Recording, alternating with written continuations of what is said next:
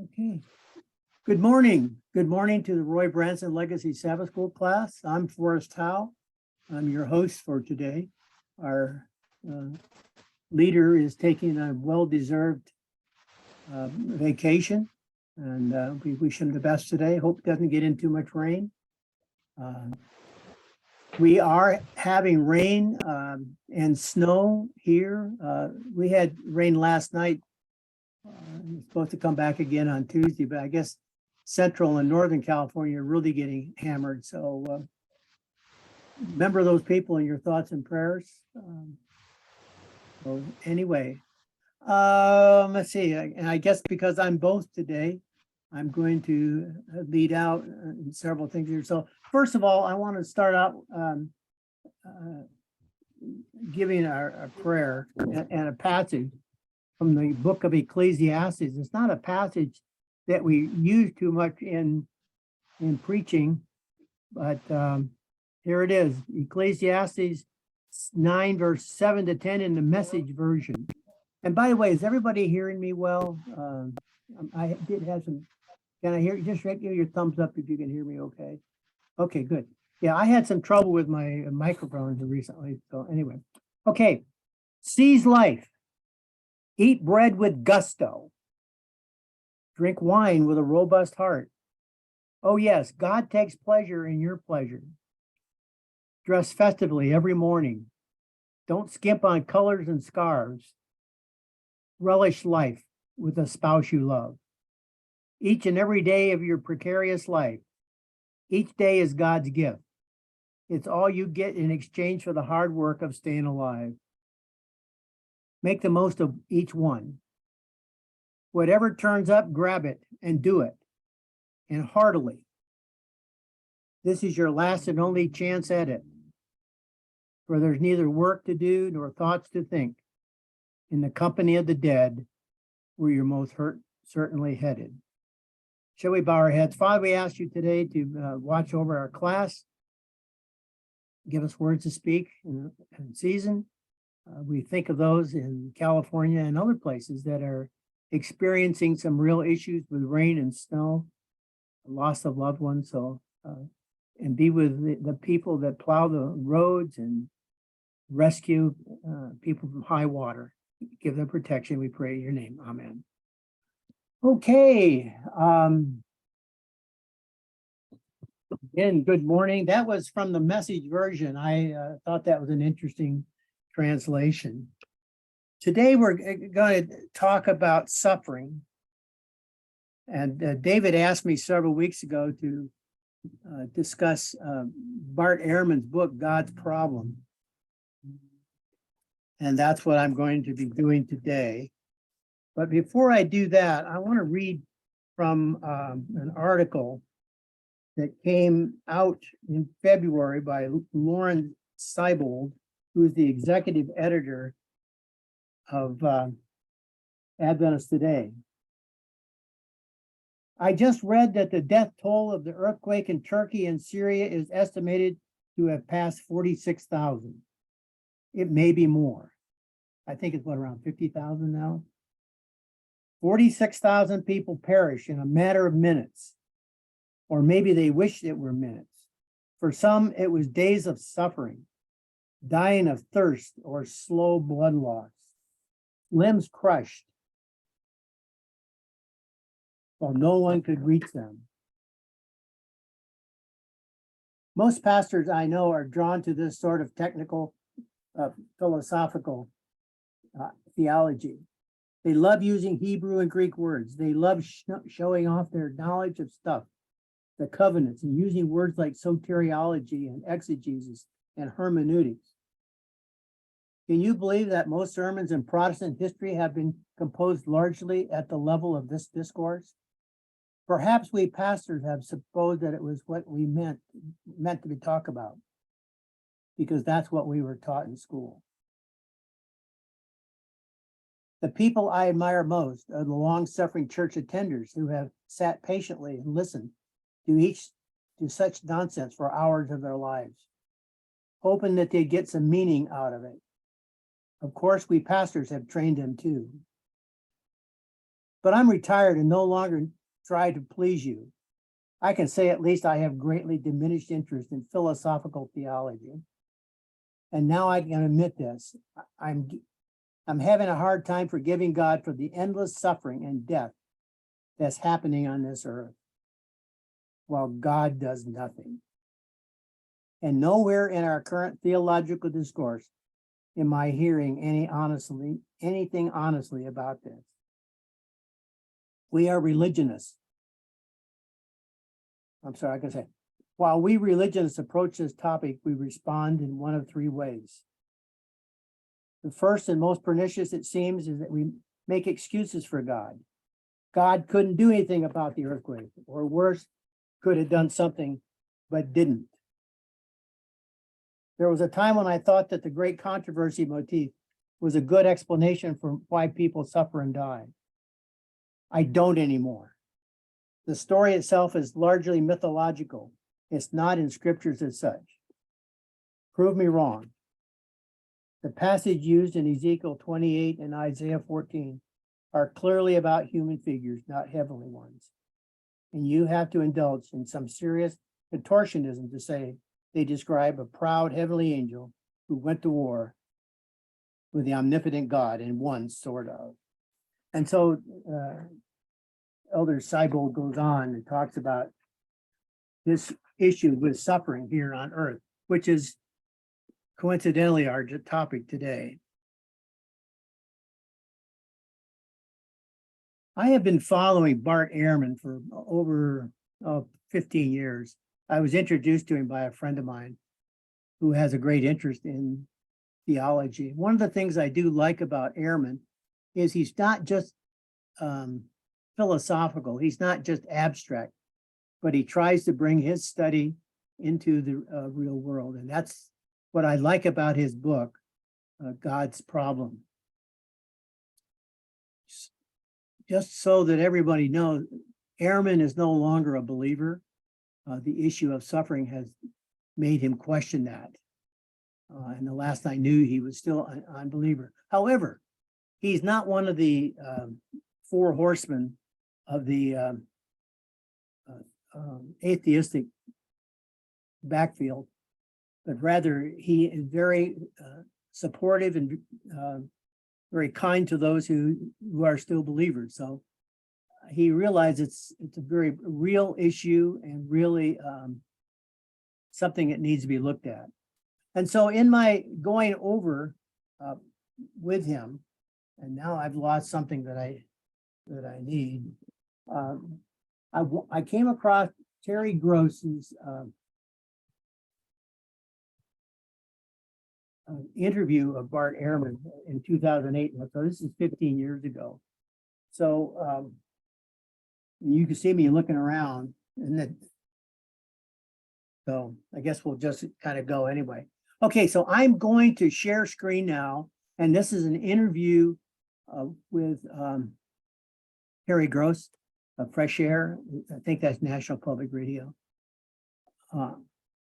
We have also given a link to that presentation in case we find out that YouTube or Facebook later thinks we were violating a copyright. So we've given that link. And by the way, you do have that link to Seibold's article in Adventist Today. So just give me a minute. Okay.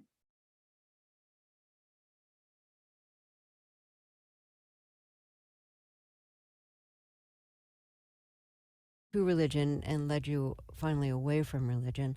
Let me start by asking you why the question of suffering helped lead you to religion in the first place. Well, when I was young, I was concerned probably more about my suffering than anything else. Not that I was particularly suffering as a young person, but I was concerned about things like the afterlife, what happens to a person when he or she dies. And in large part because of my concerns about the afterlife and suffering eternal torment, I became a born-again Christian when I was in high school. And by doing that, Are you hearing that okay?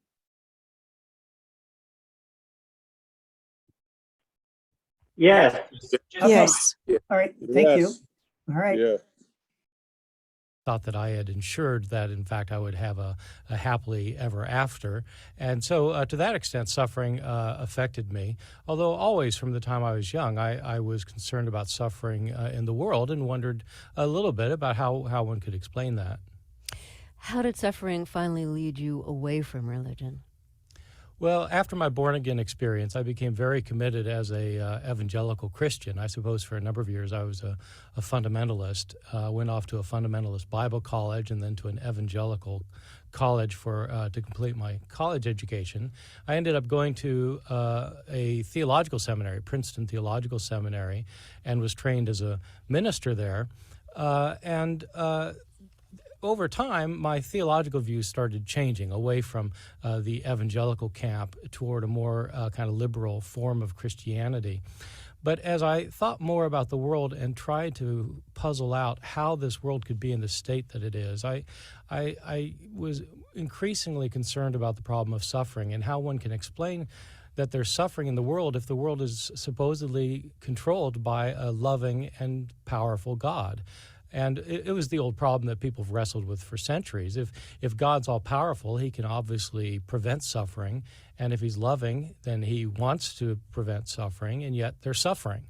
Eventually, this problem, which goes by the technical name theodicy, this problem of theodicy eventually got to me, and I came to realize I really couldn't answer this problem, even though I knew what the standard answers were. I knew what people said about it, but these answers were no longer satisfactory to me, and I eventually decided that I could no longer believe in an all-powerful and loving God. What are the standard answers that became unsatisfactory for you? Well, the main answer that people give today when I tell them that I'm working on this book or working on this problem, the main answer people tend to give me is that the reason they're suffering in the world is because of free will, that God wanted people to be able to worship him, but to worship him they have to be loving of on their own without being forced to, so that we're not programmed as robots. We're free human beings, but since we're free to do good and to love God, we're also free to do evil. And so it is possible to hurt another human being because we have free will, and that can explain things like the Holocaust or Idi Amin or Pol Pot in Cambodia or just one person acting badly toward another. And for a long time, I thought that was basically a satisfactory answer, that the reason they're suffering is because of free will. Why do you no longer find that satisfactory? Well, I think it's absolutely true that people can do harm to other people. There's no doubt about that, and that horrible disasters like the Holocaust can be explained by on that basis. But free will can't explain a lot of other things. It doesn't explain, for example, why every 5 seconds in our world a child dies of starvation. Nobody's choosing to make this child die of starvation. This happens every 5 seconds. Or it can't explain a tsunami that hits Southeast Asia and kills 300,000 people. So natural disasters simply can't be explained on the basis of free will, and so there need to be some other kinds of explanations. I think another kind of typical answer you hear to the question, how can there be suffering in a world where God exists, is, well, we can't understand his ways. I mean, suffering exists, and we may be incapable of understanding why, but he has a reason. Yes, that is a common answer, and I think for a long time that was the answer that I held on to. The problem with it is that if you say that it's all a mystery and we can't understand it, then in effect we're saying that there is no answer, and so one is left hanging. I mean, if God is in control of this world and he loves people in it, then why he would allow people to starve to death or to die of malaria or to die in a tsunami? It is absolutely beyond our ability to understand. But then why should we think in the first place that there is a God who's all-powerful and in control of this world, who's loving? Because, in fact, it looks like all the evidence points to the contrary. If you're just joining us, my guest is Bart Ehrman, and he's a distinguished professor of religious studies at the University of North Carolina, Chapel Hill. And his new book is called God's Problem: How the Bible Fails to Answer Our Most Important Question, Why We Suffer. In your book, you examine various ways the Bible answers the question, why do we suffer? So let's start with what you describe as the classical view of suffering. What is that view? Yes, well, the view that's found out through most of the Bible, especially through most of the Hebrew Bible, the Christian Old Testament, is the view that the reason people suffer is because God is punishing them for their sins. The assumption behind this is that God is powerful. He's in control of this world and everything in it. And he's loving. He wants his people, he wants the best things for his people. But the problem is his people have gone against his will, and so he creates suffering for them in order to make them wake up and repent and turn back to do his will. This is an answer for suffering that you find throughout all of the prophets of the Hebrew Bible, for example, Isaiah and Jeremiah, Ezekiel, Amos, and so forth. They all said this page after page after page, that the reason the people of Israel were suffering is because they had done things wrong and God was punishing them as a result. And this is a view that people still have today. So when something bad happens to someone and they say something like, what did I do to deserve this? Then they're buying into this idea that they've done something that justifies their suffering. And so this is the classical understanding of why they're suffering in the world. And another example from the Old Testament you give for this is in Proverbs. The Lord's curses on the house of the wicked, but he blesses the abode of the righteous. So what's your problem with this point of view, that we're blessed for the things we do that are good and punished for the things that we do that are wrong or sinful? Well, I think the problem that I have with it is the problem that some of the other biblical authors had with it, which is that when you look around the world, it just doesn't seem to be true. The people who are righteous aren't the ones who are doing particularly well as a rule, and those who are unrighteous aren't necessarily suffering as a result. And so the problem of why is it that the wicked prosper and the righteous suffer can't really be solved by this particular point of view, that suffering comes as a result of disobedience. Okay, another biblical view of suffering is that suffering is redemptive. Give us a biblical example of that.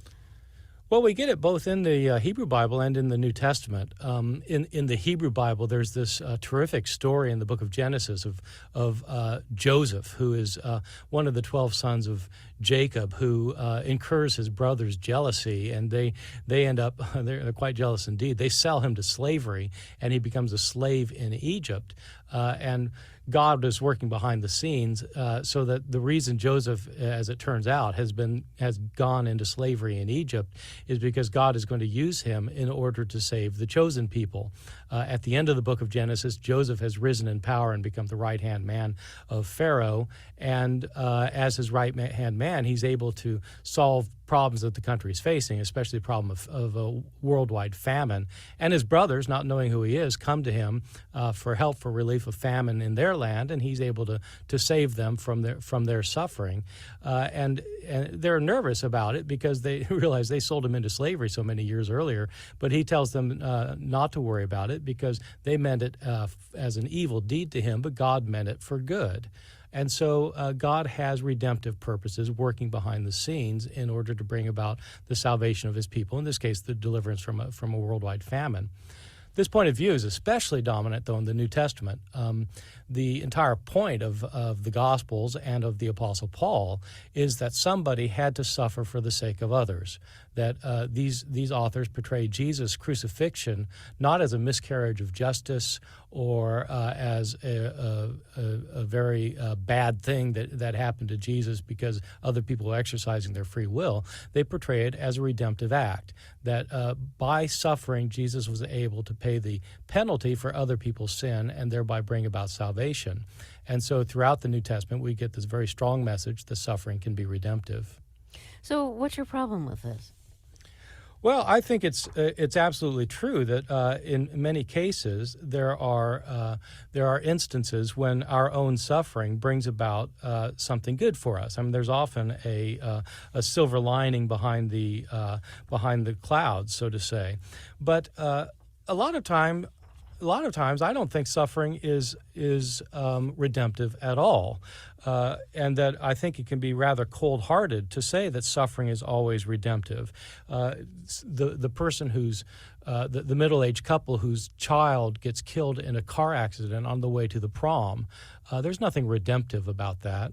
Massive starvation in our world today. There's nothing redemptive about it. So I think that this can explain some kinds of suffering, and it can make us hopeful when we ourselves are suffering that maybe something good will come out of it. But in the end, it really doesn't explain the suffering in the world, in my opinion.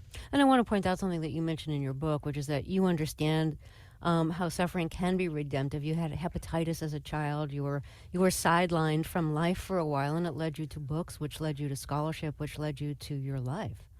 Yeah, well, it's absolutely true. I mean, I think all of us have had some kind of experience where suffering has ended up as something good. And in my case, when I was 16 years old, I was playing baseball and in Kansas, and in the middle of the season I got hepatitis, and which effectively ended my baseball career. But it turned out to be a good thing because since I couldn't go outside or do anything, and since I was bored to tears watching TV, I decided to devote myself to the next year's debate topic. I was a debater on the high school debate team, and I got really into that, and I started working harder and harder. And ever since then, as it turns out, I've been a bit of a workaholic when it comes to books and studying, so that if I had not gotten hepatitis, in fact, I never would have become a scholar, and my life would have been very, very different. And so I've always been extremely grateful that I got hepatitis, because it's made me what I am. My guest is religion scholar Bart Ehrman, author of the new book, God's Problem. We'll talk more after a break. This is Fresh Air. Religious stuff. Need to look at what they say about University of North Carolina, distinguished professor of religious studies at the University of North Carolina, Chapel Hill. Well, let's continue to look at what the Bible has to say about suffering, and let's get to the book of Job. I mean, the name Job is just about synonymous with suffering. There's lots of different interpretations of the Job story, but you say, and I didn't know this, that the version of Job that we're familiar with is based on stories by two different authors, and that there are a lot of contradictions between what those two authors have to say. Yeah, that's exactly right. Most people reading Job don't realize that. And most people who read Job, I think, probably simply read the first two chapters and the last chapter, because it's a very long book. And the story of Job that people are familiar with are from the very beginning and very end. The story of Job as a patient sufferer who is rewarded for God for remaining faithful despite his suffering. What scholars have long recognized, though, is that the story that is at the beginning and the end of the book is quite different from what you find in the middle of the book. The vast majority of the book, from chapter 3 all the way up to chapter 42, in fact, is not a story about Job. It's a set of poems in which Job and his three so-called friends have debates about why they're suffering in the world. Scholars have long recognized that these poems with Job and his three friends come from a different author from the story at the beginning and the end. One reason for thinking that is that they're actually different genres. One is a narrative, a story. The other is poetry. But also the portrayal of Job is very different depending on whether you're reading the story or reading the poems. In the story that everybody knows, Job is completely patient and refuses to curse God. In the poems, Job is anything but patient. He's impatient, he's demanding, he wants a confrontation with God, he insists on his innocence in the face of God, and he demands that God appear to him. At the end of these poems, God does appear to him and completely wows him into submission. This is a different Job from the very patient sufferer who is unwilling to say anything against God at the beginning and the end of the story. And I think that their views of suffering, in fact, are quite different from one another. What are the differences? In the story about Job, at the beginning and end of the book, God is praising Job before the heavenly council. The idea seems to be that God has a group of sort of demigods around him, one of whom is named Ha-Satan. It's translated as Satan, but this Ha-Satan isn't the devil of later Jewish and Christian imagination. He's actually sort of the the adversary. The word hasatan in Hebrew literally means adversary, and so I guess you could call him the devil's advocate. He's the one who says to God, "Well, yeah, Job is righteous, but it's just because you've given everything. Look, he's got all this cattle, and he's got this great family, and he's extremely wealthy. So of course he's righteous because he gets everything out of it." And God says, "No, no, no. He's not righteous for that reason. He's righteous because he knows that it's right to be righteous." And Satan says, "In fact, take away everything and he'll curse you to your face." So God tells Satan to go ahead and do that, and Satan takes away everything from Job, destroys all of his cattle, and has his servants taken away, kills his 10 children, and Job still, despite that, refuses to curse God. God then tells Satan that, see, he's still righteous, and the Satan says to God, "Well, it's because you haven't allowed me to hurt him. Cause some pain for him physically, and he'll curse you." So God tells him to do that, and Satan comes down and inflicts Job with terrible boils all over his body. And so he's a bloody mess, and he's scraping his boils with a piece of pottery. His wife says, "Curse God and die." And Job says that if we receive good from God, we should also receive what is evil, and he refused to curse God for any wrongdoing. And then the poems intervene. And at the end, we're told that God is pleased with Job and for the way he's acted. He gives him back twice as many cattle as he's had before, and sheep and camels, and he increases his wealth even more. And he has 10 more children born to him, and he lives to be an old man, ripe of age, and he dies. So that's the story of Job in the beginning and the end. And the point of suffering in this case is that suffering is a test from God to see whether you are righteous because you get something out of it, or if you have a disinterested righteousness, that you're faithful to God no matter what happens to you. How does that compare with what the poems in between the beginning and end of the Job story have to say about suffering? Well, I think personally that the poems are far more interesting because Job is more interesting. In the poems begin with Job cursing the day of his birth and wishing he had never been born. And his 3 friends who have come to him turn out to be not very friendly.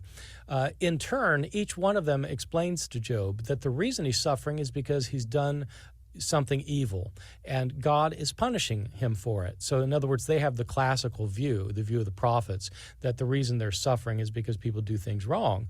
But Job refuses to admit it. He says that he knows that he's blameless and upright, and he hasn't done anything to deserve this. And one after the other, the friends keep coming at him saying, no, he really deserves it. He needs to repent for his sins. And Job keeps saying that he's blameless before God.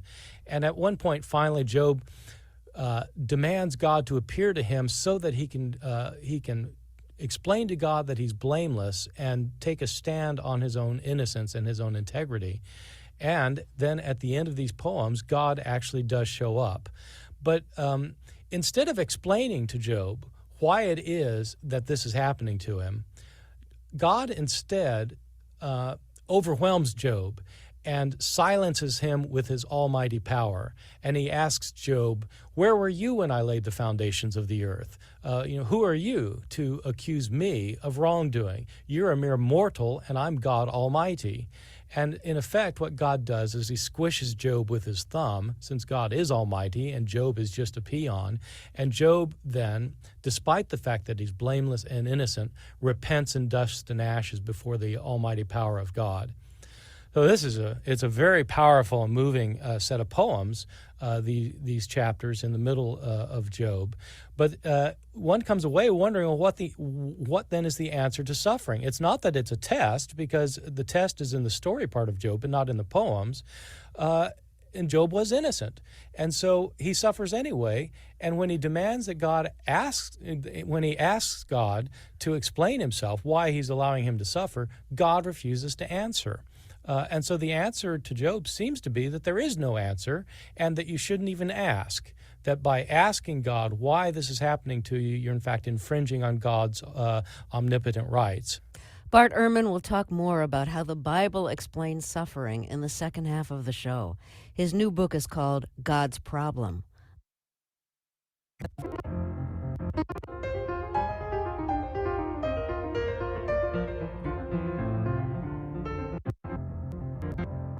examines how the Old and New Testaments explain suffering, and describes how the question of suffering led Ehrman to become a Christian and ultimately to become an agnostic. Ehrman is a distinguished professor of religious studies at the University of North Carolina, Chapel Hill, and he's the author of several books, including the bestseller Misquoting Jesus. So in continuing our look at how the Bible tries to answer the question about why is there suffering, let's look at what you describe as the apocalyptic view of evil. Yeah, well, this in some ways is the most powerful explanation of evil in the world, and for many people, it's the most satisfying. The apocalyptic view appeared late in the history of the Hebrew Bible, the Old Testament, but it becomes a point of view that's very popular in the New Testament. In fact, I argue in the book, this isn't just something I came up with, but that Jesus himself held to some sort of apocalyptic view, as did his follower, the Apostle Paul, as did the author of the book of Revelation. In fact, most of the New Testament subscribes to this particular point of view. This view maintains taking a stand against the prophetic point of view that you suffer because of your sin. This apocalyptic view argues that, in fact, God is not causing your suffering. He's not punishing you for your sins. The reason that they're suffering is because there are forces of evil in the world, and these cosmic forces are what are causing the suffering. That for some mysterious, unknown reason, God has relinquished control of this world to the forces of evil, the devil, the demons, disease and despair and death.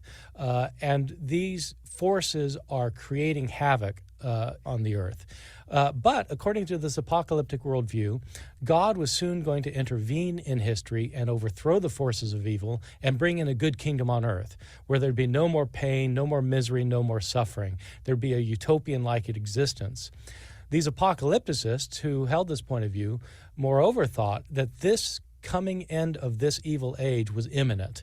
It's right around the corner. It's going to happen very soon. So that if people will just hold on to their faith just a little while longer, God will intervene and destroy the forces of evil and exalt all those who have been oppressed in this world and take down all those who are in power and bring in his good kingdom on earth. And there's the concept of the return of the Messiah in the Old and the New Testament. That's right. I mean, how is this good kingdom going to come? Well, in many Jewish writings and in much of the New Testament, it's going to come by God sending a Savior figure from heaven who's going to destroy these forces of evil and set up his kingdom. And so this would be a messianic, a Messiah-like figure who would bring in the end. Jesus himself told his disciples that there would be someone called the Son of Man who is going to come on the clouds of heaven in the presence of God's holy angels. And he told them that this mighty appearance of the kingdom of God was going to happen before some of them tasted death, so that this would happen within the disciples' lifetime. Or as he says elsewhere, this generation, he says to his disciples, this generation will not pass away before all these things take place.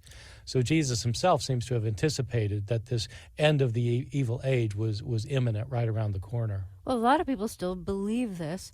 Why did you stop believing it? Well, it is interesting that every generation of Christians has thought that it was the last generation. Today, if you go to a Christian bookstore today and just look on the shelves they'll have a section on prophecy, and you'll find book after book after book about people saying that the old prophecies are coming true in our own age, and they'll have instance after instance of prophecy being fulfilled by contemporary events. The thing is, you could have gone into those same bookstores 10 years ago and found similar books relating to what was happening 10 years ago, and 20 years ago, and 30 years ago, 40 years ago.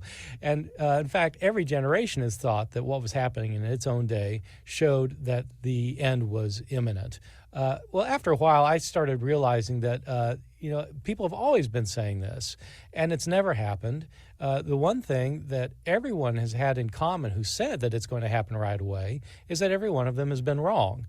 And it just seems to me that probably everyone who's saying it today is also wrong. Now, the biblical view of suffering that you're most comfortable with, that you find most satisfying, is in Ecclesiastes. Would you describe it for us? Yeah, my students at Chapel Hill don't believe me when I tell them that I believe in the Bible, given how I teach my class from a historical point of view. But in fact, I do believe in the Bible. I believe in the book of Ecclesiastes, which is a wonderful book of wisdom in the Hebrew Bible, the Christian Old Testament. The author of Ecclesiastes. It's a complicated book in a lot of ways, but his overarching theme is that everything in life is transient. He uses the word vanity, gets translated in English as vanity. Vanity of vanities, all is vanity. This word vanity is actually a Hebrew word, hevel, which means it's the kind of word that you'd use to describe mist that's around for a little while and then disappears. And that's what our life is. Our life is here for a little while and then it disappears. And so you have to ask, what really matters? I mean, everything in our life is going to disappear when we die. So why should we try and get wealthy? We're going to die and somebody else will inherit our money. And then they're going to die. You strive for pleasure, but what's the point? I mean, at the end, you're going to die and feel nothing. You strive for great wisdom. What's the point? You're going to die, and so your wisdom is going to die with you.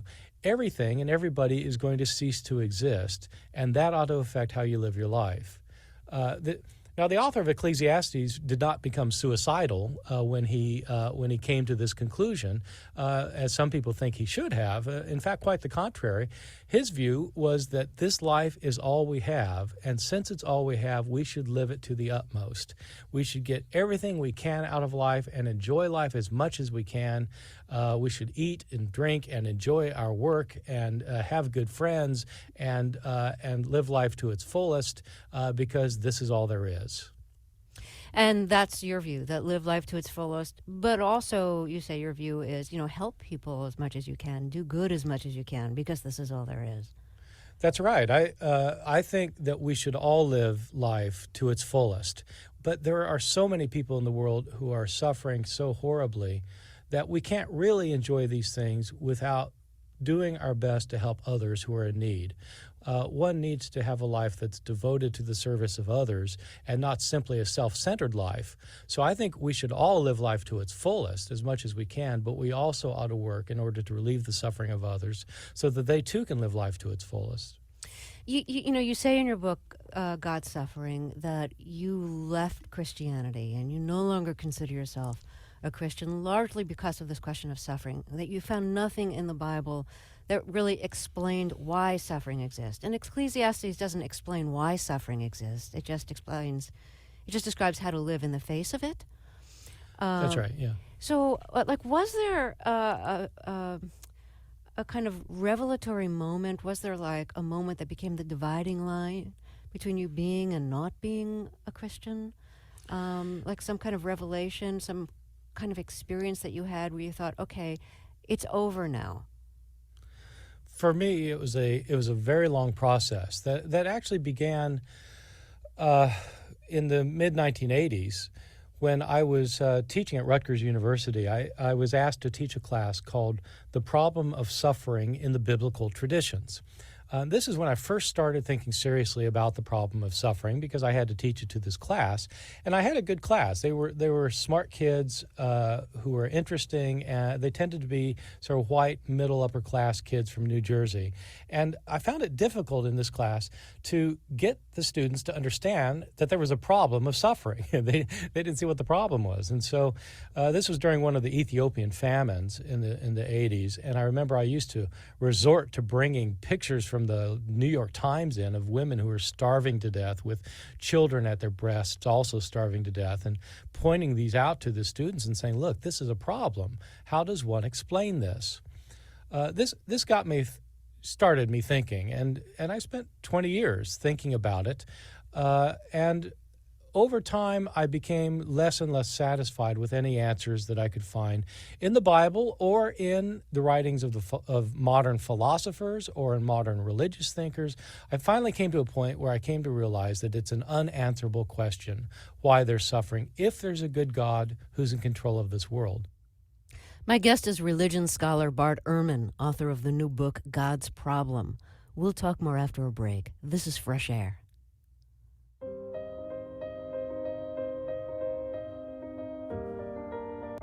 God's problem at the University of North Carolina, Chapel Hill. Let me point out one of the paradoxes of suffering and the question, why is there suffering if there is, a just God? You're talking about your experience in which you turned away from religion, you left Christianity because you felt that nothing in Christianity could really adequately explain how suffering on an individual and mass level could exist in the face of God. But on the other hand, a lot of people, when they are suffering, find such comfort in God, and a lot of people who are suffering discover God or turn to God then, in part because it's a way to live with suffering, to believe in something larger than yourself, to believe that there's some kind of larger reason for the world, that you fit into it in some larger way. And would you talk about that a little bit, why you think that so many people turn to God or find faith at just the moment where you think faith should be falling apart?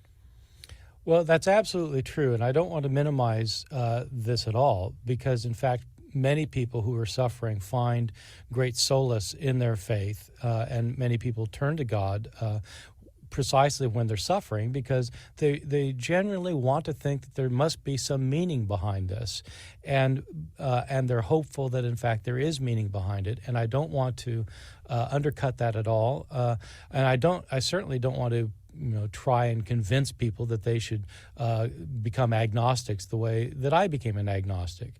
But for me personally, the fact that somebody finds solace in their suffering by having faith is not, that still doesn't deal for me with the problem, which is why they're suffering in the first place.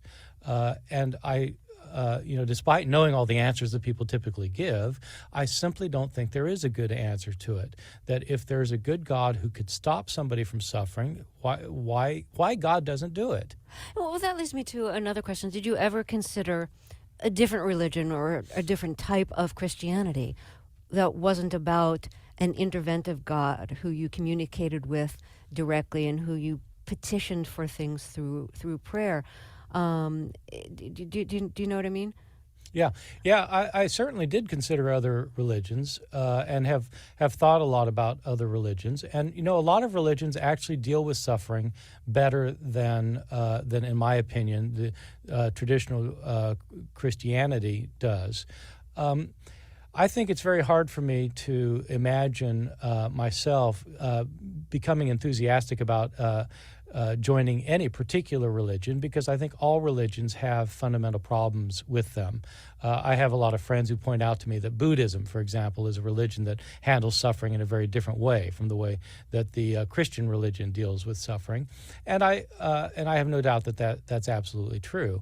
But I think in my head, what I imagine is that there's either a God or there's not a God. And that's just the way I'm kind of hardwired, I think. And my conclusion has been that if there is a God, he certainly is not the God of the Christian tradition, who is all-powerful and over this world and intervening in this world periodically to help people. I think that if there is a God, God is so far beyond anything that we can imagine that we literally cannot imagine him. Since you spent much of your life as a committed evangelical Christian, as a student, as a professor, I'm wondering, have you found any kind of substitute for providing some of the things that religion once provided you? And that includes answers to certain questions, a way of comprehending your place in the world. I'm sure prayer had a big part in your life, either a meditative kind of prayer or a more conversational or questioning kind of prayer. But what has replaced all of that? Well, it's an excellent question, because I think that those who argue that everyone should become atheists, as many of our more recent atheist authors have argued, or even people like me who are agnostic and think that agnosticism is better in many ways to organized religion. I think that one needs to put something in the place of what's being taken away. In my case, in part, my Christianity was a way of understanding the world, and I felt very comfortable thinking that I had the solution to life's problems as an evangelical Christian. That became problematic for me because I looked around and realized I didn't seem to have any of the answers to the state of the world. I think today I do what I did as a Christian, which is I continue to seek out what the truth is. I try to understand this world as best I can. One thing that I miss from being in organized religion, of course, is the kind of fellowship that you have with other people who are like-minded. But you can have fellowship with other like-minded people without being religious. And so I think friendships and family are even more important to me than they were before. I think one thing religion provided for me was a sense of what was going to happen in the afterlife. I was very concerned about that. And now I simply don't believe in an afterlife. That was a very disturbing thought for me for a long time, but it's increasingly less of a disturbing thought. There was an ancient philosopher who didn't believe in the afterlife, who said that we weren't upset prior to coming into existence, and we won't be upset after going out of existence.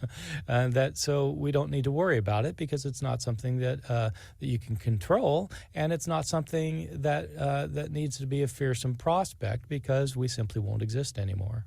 You say in your book that there are times when you have doubts and you worry maybe you're wrong, maybe there really is a God. What do you worry about when you have those doubts? Since when I was an evangelical Christian, of course, I believed that in order to be right with God, you needed to believe in Christ, and if you believed in Christ, you would have a happy life afterwards in heaven. And if you did not believe in Christ, you would roast in hell forever. This was deeply drummed into me and became very much a part of my emotional framework for year after year. So when I first became an agnostic, that was the one thing that really bothered me the most. What if I'm wrong? That's not a happy prospect at all. I've come to think that if there is a God in the world, which I tend to think there's not, but if there is, that surely God is not more cruel than any human being who's ever lived. And there's no human being who's ever lived who has subjected eternal torment on anyone else. And so I simply can't believe that even if there is a God, that one needs to worry about roasting in hell forever. I think that this was a doctrine that was invented by the early Christians, in part in order to convert people, but that in fact it's just a human invention, that it doesn't correspond to anything like a reality. My guest is religion scholar Bart Ehrman, author of the new book, God's Problem. We'll talk more after a break. This is Fresh Air. It's an important question. Why no longer a Christian? The event that I remember most clearly was actually I was in a church. Toward the end of my life as a Christian, I had returned to the Episcopal Church, which I liked very much for its liturgy and its worship, since it wasn't based on Christian doctrines, which I'd come to doubt, but was based on the worship of God, which I appreciated both personally and aesthetically. But even in the Episcopal Church, they say the creed. And I remember one day in church, one Sunday morning, saying the creed and realizing that in the entire creed, we believe in one God, the Father Almighty, maker of heaven and earth, etc. That the only thing in the creed that I could any longer say was, he suffered under Pontius Pilate, was dead, and was buried. And that was all I could say, because the rest of it I simply didn't believe. And I think it was at that point that I realized I really needed to stop going to church, because I no longer believed the things that people in church believe. And I felt like I was being dishonest going to church, and that in fact, in ways, it was kind of a slap in the face of the other people who were there for me to be present with them. And so that's when I stopped going to church. And that was probably 10 or 11 years ago, but I wasn't an agnostic yet. I still believed that there was a God in the world. And I'd say it was maybe 6, 7, or 8 years ago when I finally just admitted, largely because of this problem of suffering that I've been talking about, that I simply didn't believe that there was a God of any sort. So it's not that I'm affirming and absolutely stating there is no God. I don't know if there's a God. But if there is a God, he certainly is not the God that I grew up to worship in the Christian tradition. Did it take a while before you felt you could talk about this with other people? Talk about your loss of faith? Well, I'm in a bizarre situation because I'm a professor at a state university, and in a state university, there's naturally a separation of church and state that's constitutional, and so my beliefs had never been part of my public discourse about religion. Because in my public discourse about religion, I'm simply a professor of New Testament and early Christianity, where my personal beliefs don't enter into the equation. I teach the New Testament and early Christianity from a historical perspective. And so I never had much of an occasion to tell anybody sort of what I believed.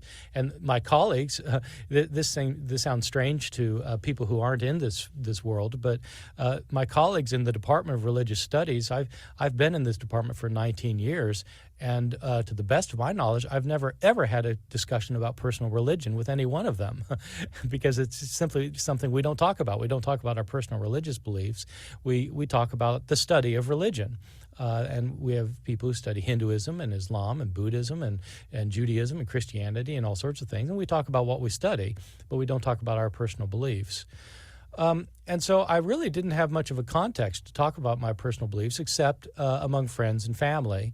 And these are all good friends and family, and so I had no difficulty at all telling them what I was thinking. The biggest problem I had, I think, actually was with my family, not that I live with, but my family at home. My mom is a good evangelical Christian, and my siblings are strong Christians, and I think they had difficulty understanding this kind of movement in my life away from Christianity, which made it difficult in some ways to have conversations with them about things that both of us find very important, but on which we take different sides. Back when you were an evangelical Christian, did you think of yourself as having a personal relationship with God? And if so, can you describe a little bit what that meant to you and what kind of conversations, so to speak, you'd have with the God that you believed in? I absolutely thought I had a personal relationship with God. When I was 16 and had a born-again experience, I asked Jesus into my heart, and I felt that Jesus was inside of me and the Holy Spirit, and I prayed to God constantly.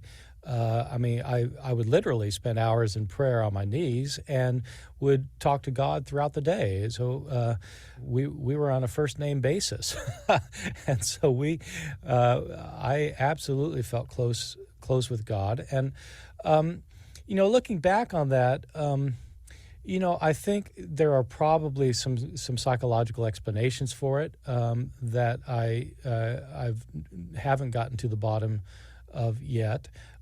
Part of it is, there's kind of, now looking back, I think that there's a kind of arrogance involved with that, thinking that I have sort of a direct pipeline to the creator of the universe. And so it put me in a sort of a superior spiritual position to most of the human beings on the planet. And so that strikes me now as being terrifically arrogant. At the time, of course, I didn't see it was arrogant. I just thought it was true that I had this relationship, and other people could as well. Earlier in our conversation, we talked about the classical view of suffering as described in the Bible, which is that you suffer because of your sins and you are rewarded for your good deeds. If one were to apply that to your life right now, you'd have to say that, you've become a really successful author. Misquoting Jesus was on the bestseller list. It surely wouldn't surprise me if your new book, God's Problem, winds up there, too. You've been teaching, for a long time. You're a distinguished professor of religion at the University of North Carolina, Chapel Hill. So, but you'd have to say that what you've been most rewarded for recently is challenging the inerrancy of the Bible, challenging the fact that the Bible was written by people who were directly hearing God's voice in some way. I mean, you're saying this is history. It's disputed. That there are different versions of the same stories in the Bible because it's told by different people. You're no longer religious, so you'd have to say, looking at your success now, that you are being rewarded for challenging the very right. existence of God. Yes, that's right. I must be doing something right. That would be the irony, I guess. And there are passages in the Bible that come out and say that it is the righteous who are rewarded and it's the wicked who are punished. I mean, I think anybody who would look at my life would say that's obviously not true. I mean, it's not that I'm wicked. In fact, I would say that I'm probably more moral now than I was when I was a church-going Christian. I don't see that there's a correlation between being a church-going Christian and being a moral person. I know a lot of people who are agnostic, in fact, who are tremendous, give tremendous amounts to try and solve the world problems, both of themselves and of the resources. So I think you're absolutely right. This older view that it's the righteous who prosper and the wicked who suffer simply doesn't get borne out empirically. Bart Ehrman, I want to thank you a lot for talking with us. Well, it's been my pleasure. Thank you very much. Bart Ehrman is the author of the new book, God's Problem: How the Bible Fails to Answer Our Most Important Question, Why We Suffer. You can download podcasts of our show on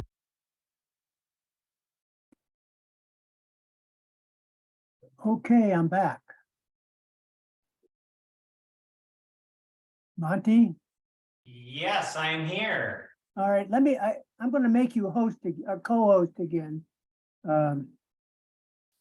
Somehow or another, I didn't get it. Now I can't even find you on here. I know you're here. I'm there. Yeah, Oh, just there it is. There you are. I see you. co-host, not host. Yeah.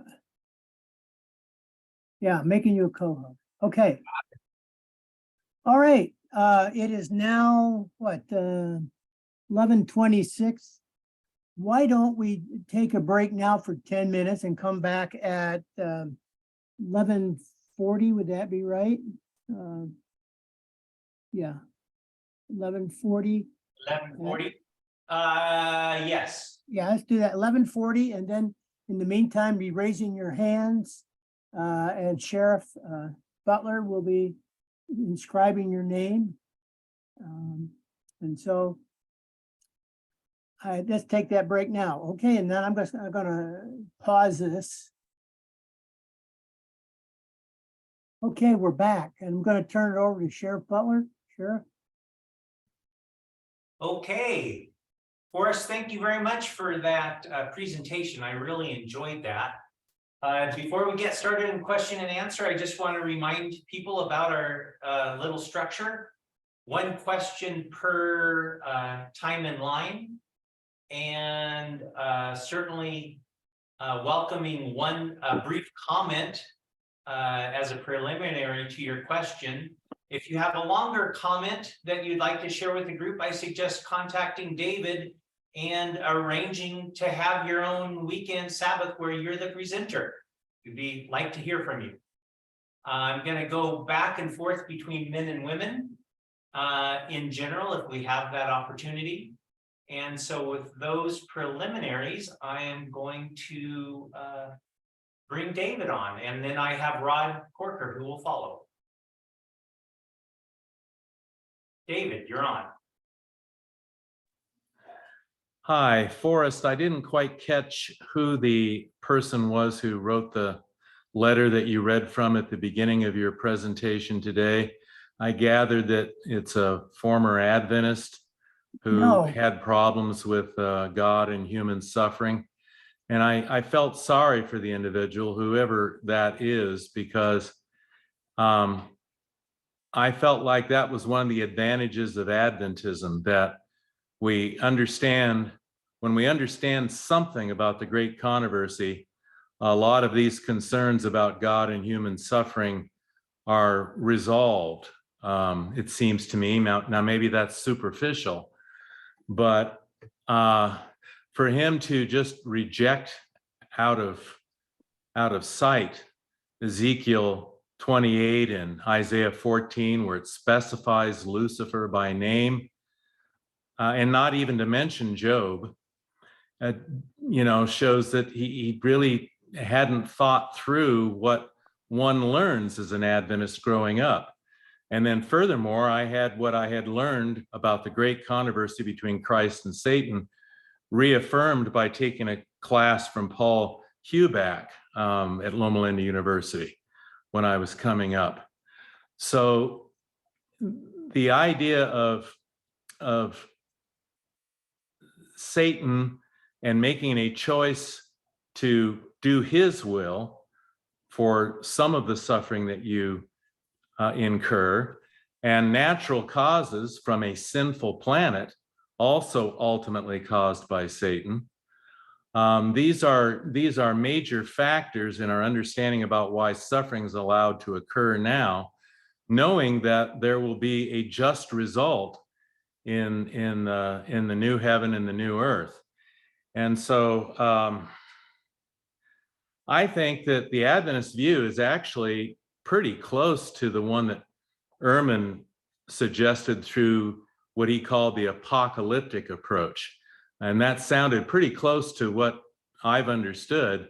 And I'm a little surprised that that wasn't more convincing to that author than it turned out to be. And he claimed to be an agnostic, but you could tell that in point of fact, he was almost, 98 to 100% decidedly atheist.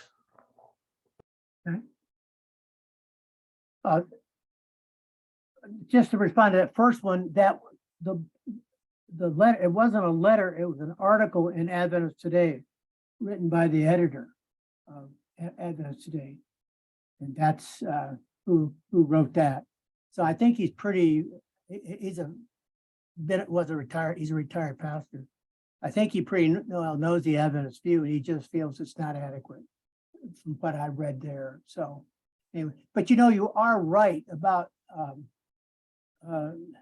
the Adventist view is very apocalyptic, and it fits into the apocalyptic genre of things through the latter part of the Old Testament and in the New Testament. So yeah, thank you for pointing that out.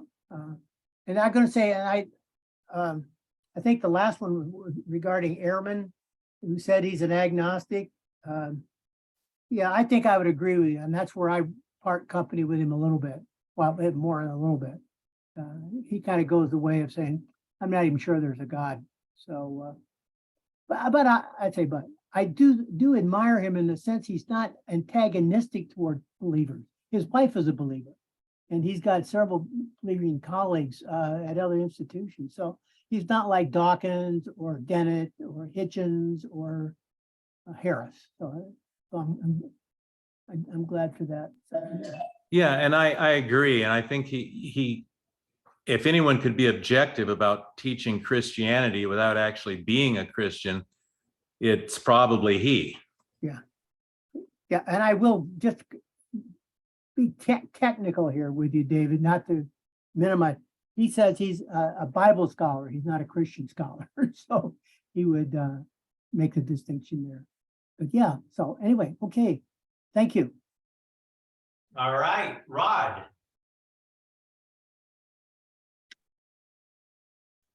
I've listened to several presentations by Bart, and he's very easy to listen to. He's very pleasing manner and way of talking, and he's not defensive. He just shares his beliefs and understandings, I think, in a very, very clear way. But like most people, the seeds of our disappointments are set in our expectations. And Bart was raised an evangelical and had a certain set of expectations, frankly, that I didn't have as a Seventh-day Adventist, as I raised. And so when I listen to Bart, I often wonder what he would say and what kind of Christian or non-Christian might he be if he was raised in a different church, even an Adventist church. He comes up with two propositions that right at the very beginning, two variables that we need to look at. And if you're an investor and want to be a successful investor, you always look for what variables are controlled and what are uncontrolled. And there are two uncontrolled variables when Bart speaks that I listen to. And they were right there, again, at the front of his presentation. And that is that God is all-powerful. And that means it's really difficult to explain suffering in the world in the presence of an all-powerful God. That is consistent with God being omnipotent. But I've never really understood that God was omnipotent. I think there are too many omnis out there, like Rick Rice and his presentation. He's an open theist, and I happen to be an open theist, and I don't see God in the Bible beating his chest saying, I'm all powerful, I'm all omnipotent. It's something that we, in a latter time, have ascribed to a God that we want to believe in. But in my book, to be a Christian, God doesn't have to be all powerful, and he doesn't have to be omnipotent. It's a variable that I can control. And the second one is that God is in control of this world, you know? Well, is he? I was brought up as a Seventh-day Adventist, was that Satan was the prince of the earth, the prince of the world, and God would not be the prince of the world until he claimed it and claimed to be so. From that point of view, again, I don't see that God is in charge of everything. Evangelicals believe God has a plan for them all. He has a plan for everything and everyone. No, I don't believe that's true. I think I have God freedom to change his mind. I have God the freedom to change the plan. I'm fine with it. So I'm not locked into these all-powerful, all-knowing, God has a plan for everything theology. It's just not where I've ever been. It's not where I believe I ever will be. And it's certainly where I'm not now. So when these principles, fundamental beliefs are upheld, I understand that many people believe them, but I don't struggle because I don't believe them and never did and don't think I ever will. So it's not an issue when I listen to Bart talk. I'm always disappointed when someone becomes disillusioned and has to change their belief and to something else. And change can be very painful. But I think Bart has got himself all oppressed and tied up with evangelical beliefs that I don't share. Okay. I would just add, in terms of a definition of being agnostic, that the true agnostic, by definition, doesn't necessarily believe there is a God or there's not a God. The true agnostic is indifferent to it either way. Many people that say they're agnostic or not agnostic or wear those labels are not necessarily indifferent to either outcome. But the true agnostic is indifferent to either outcome. They don't care either way. I was going to just respond to your first part. And just for say it's clarification for my understanding of it, most conservative Christians believe that God is omnipotent, he's omnipresent, and he's beneficial or benevolent, omniscient. Omniscient, Beneficent. and omniscient as well. Way too many omnis. Yeah, the omnibuses. Yeah. Beneficent. Yeah. So thank you very much. The idea is that's where the debate seems to come up. And so anyway. Yeah, thank you, Forrest. Yeah, well, thank you for your statement. Simona. Thank you. So yeah, a brief just a note and then I'll make my comment. Agnostic comes from Greek. Means no or without. Gnosis, knowledge, without knowledge about God. These are people who claim that they don't have sufficient amount of evidence either way. So that's the correct interpretation. But you're right. Just let me say, and you can be agnostic about any type of discipline, not just theology. Correct. But agnostic in this context that we were talking about, right? Correct. So I think that people conflate too many things here. First of all, I don't think that the question of suffering is the most important question we have. I certainly have in my life much more important questions. Secondly, we are conflating issues that we can resolve, that we are the source of. We are the source of much suffering. Our greed, our inability to share with others the bounty of this planet our inability to love each other, our inability to be good towards the strangers and the family alike. All these things contribute to human suffering. If we could, we cannot ask God to take responsibility for our action or inaction. That is on us.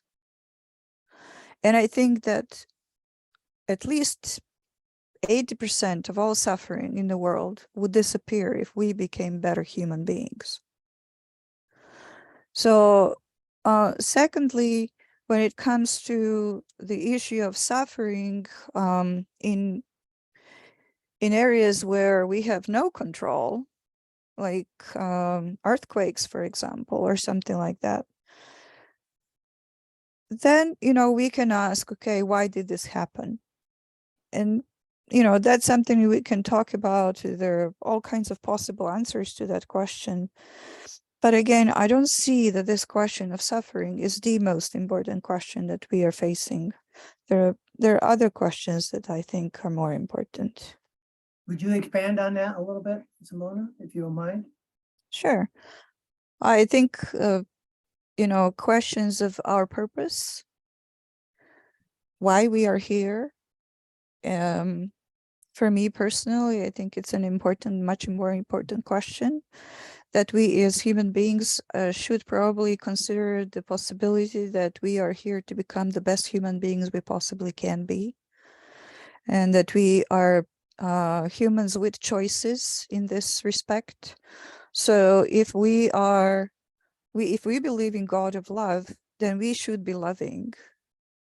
And that should be evident in the way how we treat others and how we treat nature around us, how we treat the world.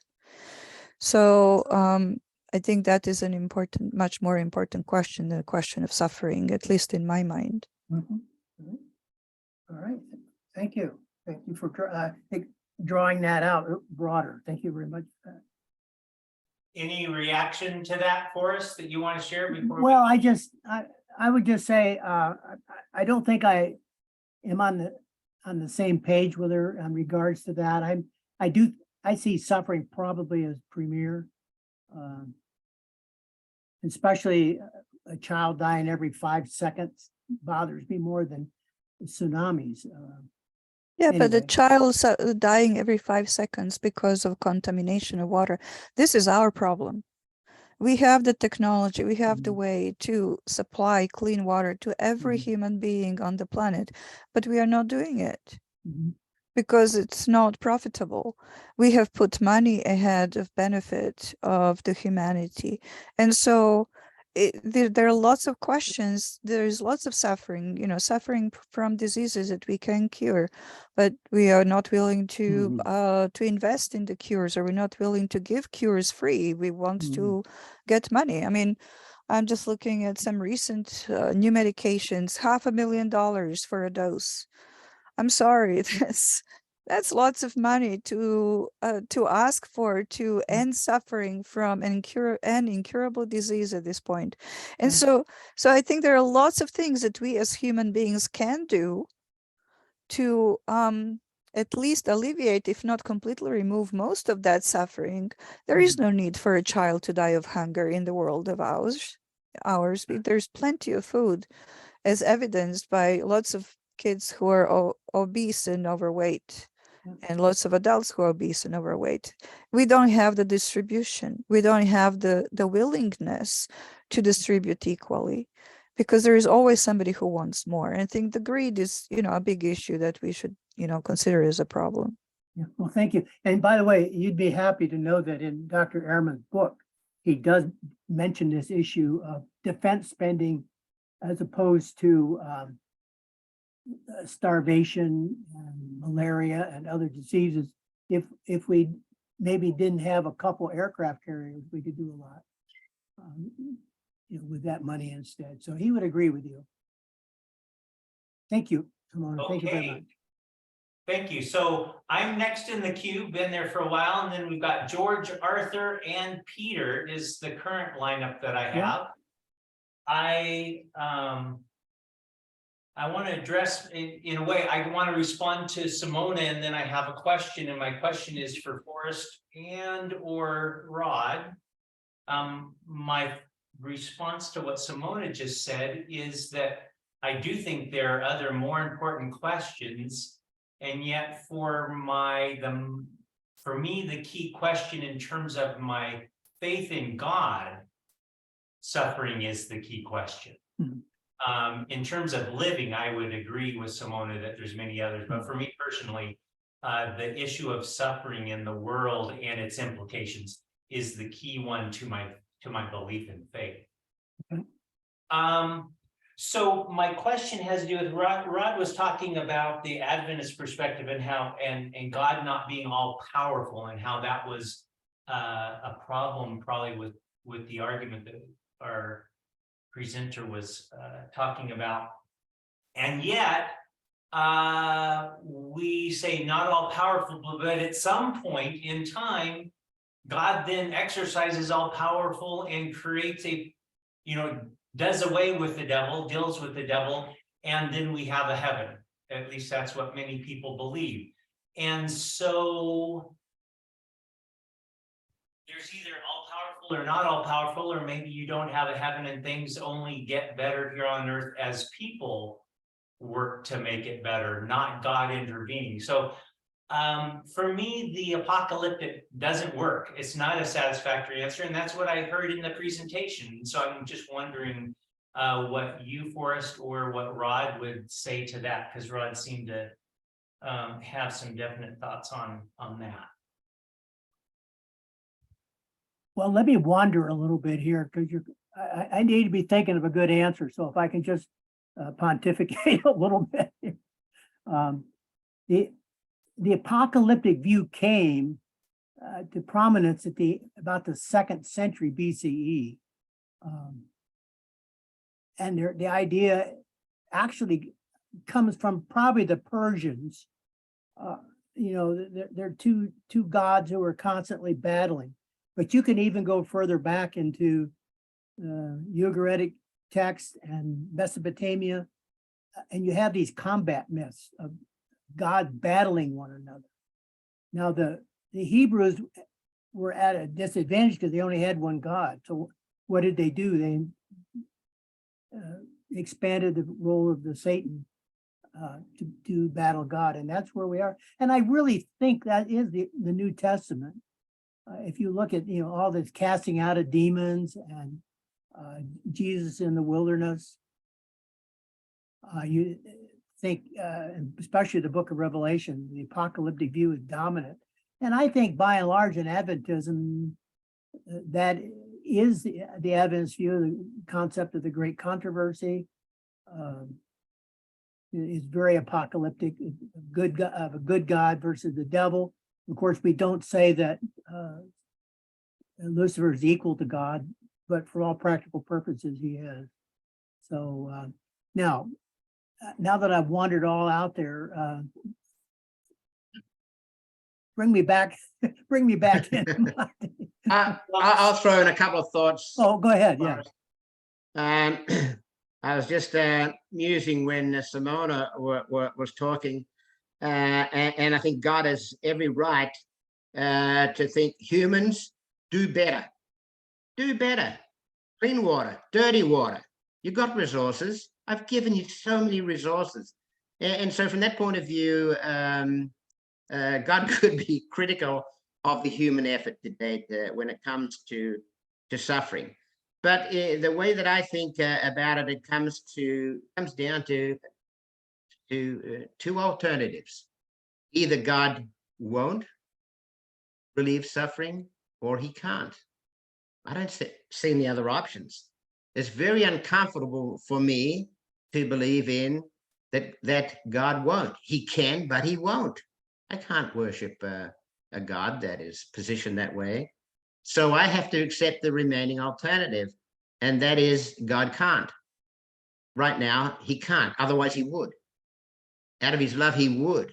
So there's something in the cosmic conflict that has to be settled, that we don't understand, that I don't understand, and I can be patient with that.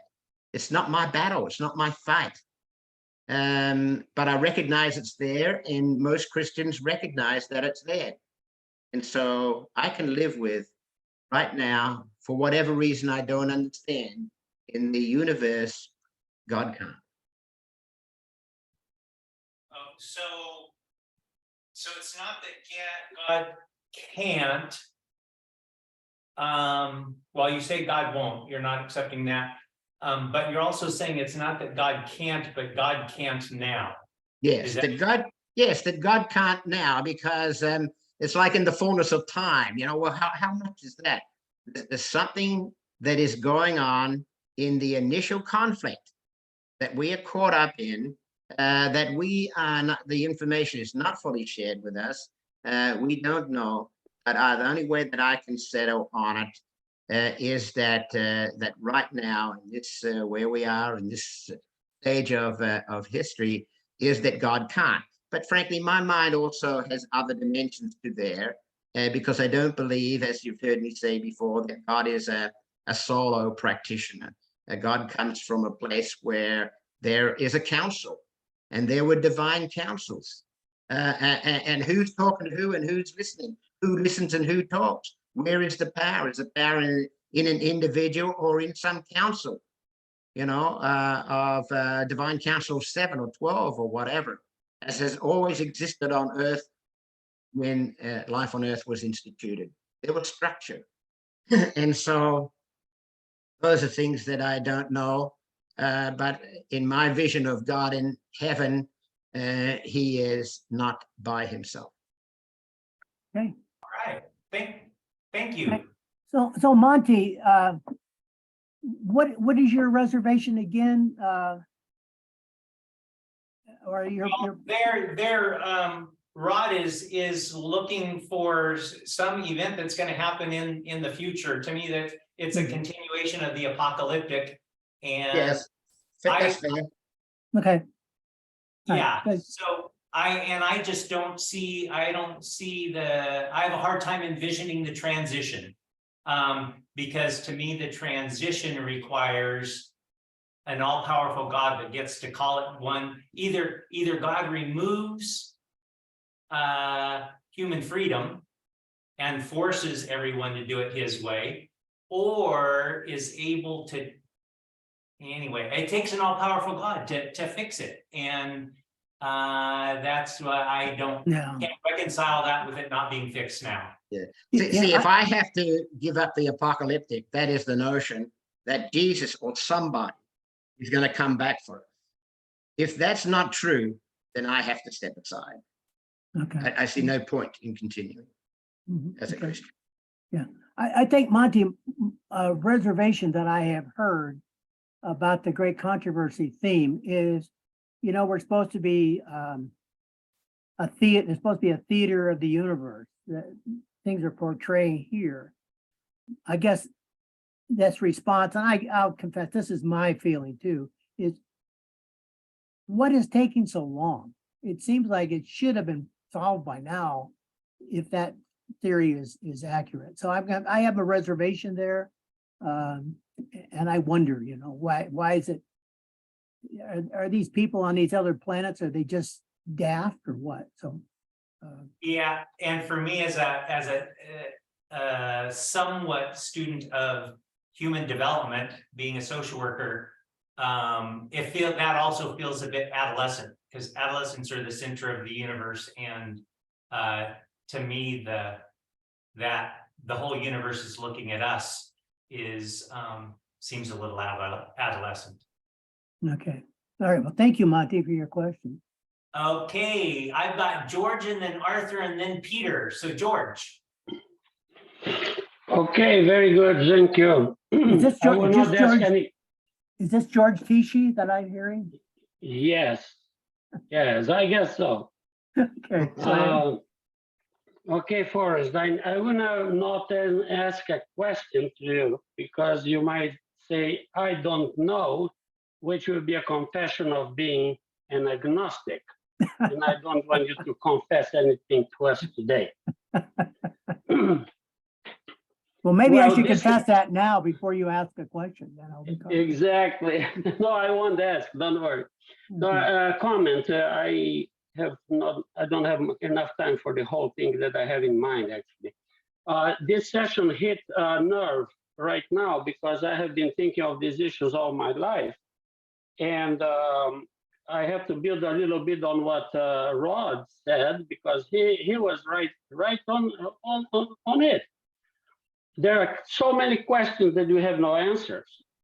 And Ehrman's transition, his journey, was from Christianity to agnosticism. Well, guess what? My journey was from Adventism to agnosticism. I got tired of being Adventist because Adventism comes with so many things stuffed in that the more we learn about it, the more confusing it is, and less answers we have, and the real issues are not dealt with. Is everything defaults to, oh, Ellen White said this and Ellen White said that. The more we study about Ellen White, things are getting worse by the day now. And so I think that the people are trying to avoid the elephant in the room. And today the elephants are very clear. No, human suffering and the existence of God. Having answers for that, I'm not hopeful on this anymore, because bringing this thing about, oh, the great controversy, and man, let's stop this nonsense. Let's go into the Bible. Let's see what's happening in our world. Let's see how suffering is impacting the people's lives. And let's stop with this philosophical nonsense about creating a theology of salvation that will resolve everything when people are dead, when they no longer need anything. People need something now. And making a long story short, that's when I became an agnostic finally. I was a very good Adventist. I had an answer for everything. Oh yeah, this, until I started learning that even the church has been duping people like me, and hiding truth and hiding information and withdrawing information. And I said, enough of this. And I became an agnostic. I'm proud to say I don't know when I don't know. And I think there's a big arrogance from people trying to answer questions with answers that are nonsense, and that it's like almost calling everyone stupid and being proud of it.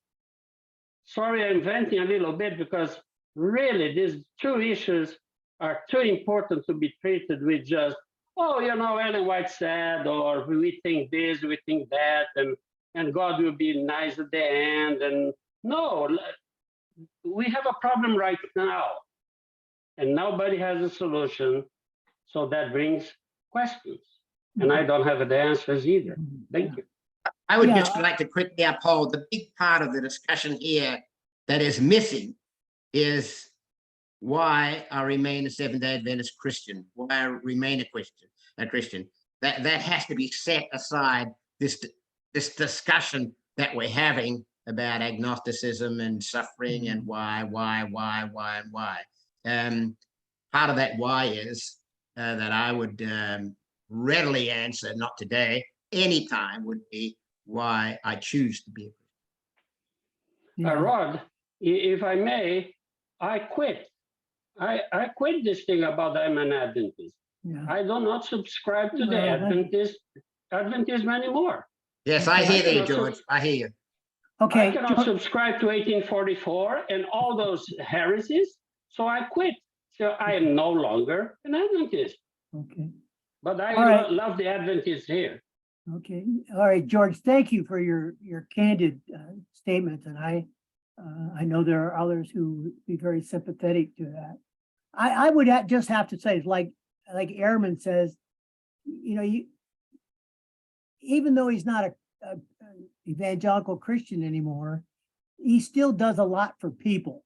and he feels that there's something that we can do, and he started his own charity. And so he does a lot for suffering around his area that he lives and around the world. And I would also, if I could use this old story about the man walking on the beach, and there's all these starfish that have washed ashore. And every once in a while he picks one up and he throws it back out in the ocean. And someone says, well, you can't save all of them. He says, that's right, but I saved that one. So I think there's things that we can do, and we don't have to go into mourning. So, but anyway, thank you for being so candid, George. I appreciate that. Okay, Monty. Right. I do see that Simona has raised her hand, and but Simona, we've heard from you once, so I'm going to have you fall right into the queue. Arthur, you're up. Yes, please. Yes. Okay, thank you. Arthur, by the way, you're new on our group, aren't you? Yes, I've watched a lot of your materials on YouTube. I usually go to the Adventist Today Sabbath seminar. Okay, and yeah, that's a good, yeah. George and Yeah. Terry know me from there. So Yeah. Now, where do you live? in Kennewick, Washington, it's about 45 miles from Walla Walla. It's right out in the middle of nowhere, right? Yeah, that's true. It's a deserty area. Okay, well, thank you for joining us today. Well, thank you. Well, I'm one of those who, a lot like George in the sense that, when I was, I think when I was a kid, and probably like most of you, I see mostly gray hairs here. I gather, yeah, for those who still have I don't it. have hair. Yeah. When I was a child being raised in the Adventist church, I did not think there was a chance, a single chance, that I would be 71 years old as I am now. Ever. That would not happen because Jesus was coming soon. Probably within the next 5 to 10 years, certainly within the next 10 years, not within the next 5, maybe the next 5, but within the next 10. And I think, is that still being taught today? Or is that still the feeling today? As Lauren Seibold has said in another article in the Adventist Today magazine, it's too late for Jesus to come soon. And I have a lot of relatives who were Adventists who died years ago who never thought they would die as well. I have a problem with the church I was raised in, and I was somebody, I'm an agnostic now, agnostic to atheist. I call myself a Seventh-day atheist. But I was one who felt strongly about the church. My senior annual at Laurelwood Academy says my ambition was to be a minister. And that was my ambition from the time I was a little kid. I was a student week of prayer speaker in my academy and a student week of prayer speaker at Walla Walla College where I went. But the whole great controversy theme, which is the one of the things that's unique about Adventism, I have a problem with. I think it's well suited to perhaps the 2nd century, and it was adapted for the 19th century, but it doesn't wear well in the 21st century, in my view. I'm told, and this whole great controversy wasn't it borrowed from John Milton? I mean, really borrowed from John Milton, adapted by Ellen White for an Adventist audience. But this whole character of God business, this universe watching and all that. And where do we learn about the character of God? Where do we learn about who God is? Well, the church I grew up in, we almost worshiped the Bible, and there was a sub-worship, another group that worshiped Ellen White, and a lot who worshiped both. But we talk about the character of God. Who is there anybody in the Bible who was especially well represented the character of God other than Jesus? Well, we're told in the Old Testament and the New Testament, the Apostle Paul in Acts, it says he preached that David was a man after God's own heart. And I know most people think when they think about David and any mistakes he made, they say, well, he did have that. The big sin of David was, and everyone would say, having Uriah the Hittite killed so he could steal his wife. That pales in comparison to another story in the Bible that I think just disgusts me. I find totally indefensible. When David was running from Saul, he went to the Philistines because he thought Saul was sure enough going to get him. And he stayed there for 16 months. This is found in 1 Samuel 27. He stayed there for 16 months. And what he did while he was there, he got his own town from the king, and he and his men stayed there. They didn't go to farming in order to support themselves. What they did, it said that David went out for the whole 16 months and invaded other towns and villages and took away the sheep, the oxen, the asses, the camels, and the apparel, and left neither man nor woman alive in all of those. And it says it twice.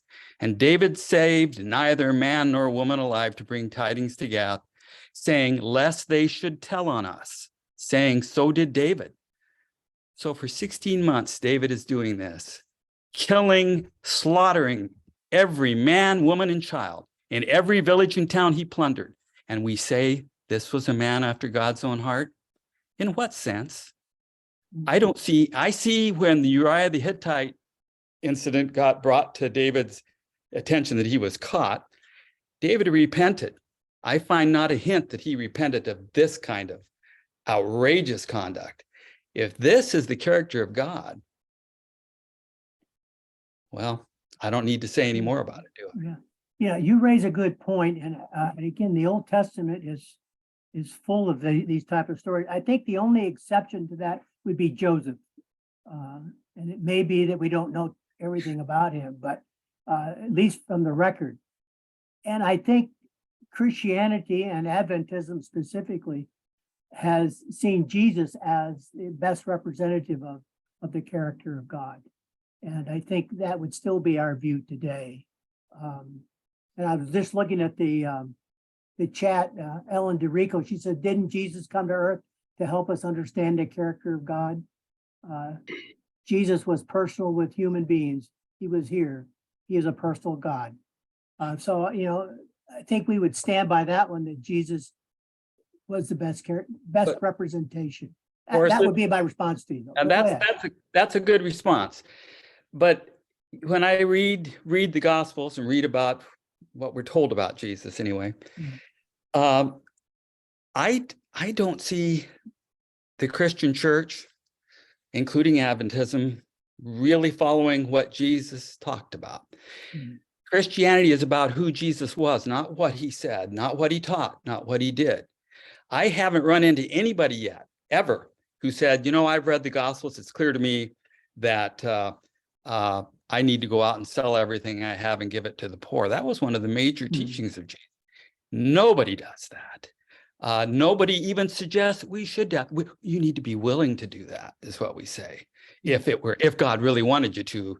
And in Matthew 20:25 really is the people that sheep and the goat story. It wasn't the church who were saved in that story. It wasn't those who claimed to be Jesus people who were saved in that story. It was those who went out and really did something for other people. It was mentioned, I don't remember who it was. She mentioned that clean water is really an important thing. That's what we need to do for some of these people. And that's absolutely true. Why doesn't God, in revealing to us in Scripture, why wasn't it revealed that we ought to boil water? Don't eat shrimp. Don't eat any of that stuff. Get circumcised. Never a word about boiling water. We're told you shouldn't leave your feces scattered around the camp. But the reason given for that was so God said, so when I walk through the camp, I won't step in it. Maybe there could be a little bit more deep depth there. Every time somebody, I'm reading right now the biography of Andrews by Valentine. Right. It just struck me how many people were dying of tuberculosis. I thought, boy, if only Ellen had a vision about that. Yeah. Anyway, sorry, I've said it. Well, appreciate your candor, openness to us here, strangers to you, and we thank you. I would like to propose to you and to George, and I think Rodney here, I gotta be careful. I want to say this. I think a person can still be in an Adventist context and not accept all 28 views. Doctor, because my late friend, Joe Willie said, you know, that DNA is in us.